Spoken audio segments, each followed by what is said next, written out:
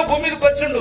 ఏ ఒక్కరు నశించడం కాదు, ఆయన అన్ని వదిలిపెట్టి ఎందుకోనంటే ఒక్కొక్క మనిషిని భూమి మీద ప్రతి ఒక్కరు కులాన్ని కావచ్చు, మతం కావచ్చు, జాతి కావచ్చు, ఊరు కావచ్చు, పట్టణం కావచ్చు, ఏ ప్రాంతమైన ఏ దేశమైనా ఆయన పిల్లలు మనం. అందుకని వెతుక్కుంటూ భూమి మీదకి వచ్చిండు ఆయన ఒక మాట పలికితే అయిపోతుంది. ఏళ్ళు పెడితే అంటే ఏళ్ళు చూపిస్తే కూడా ఒక దేవదూతను పంపిస్తే సువార్త ప్రకటించబడుతుంది. కానీ ఆ దేవదూతలకు లేని భాగ్యం ఈ భూమి మీద దేవుడు మనకి ఇచ్చిండు. హల్లెలూయా. ఈ కృపను మనకు అనుగ్రహించిండు. కాబట్టి వాళ్ళు ఏం చేసిన, దేవుని నమ్మిన తర్వాత మరి వాళ్ళు పని చేసుకుంటున్నప్పుడు దేవుడు వారిని ఆశీర్వదిస్తే, నేను చెప్తున్నాను ఈ రోజు వాళ్ళ ఇల్లు 80 నుంచి ₹1,00,00,000 వరకు ఉన్నారు ఒక్కొక్క ఇల్లు. హల్లెలూయా.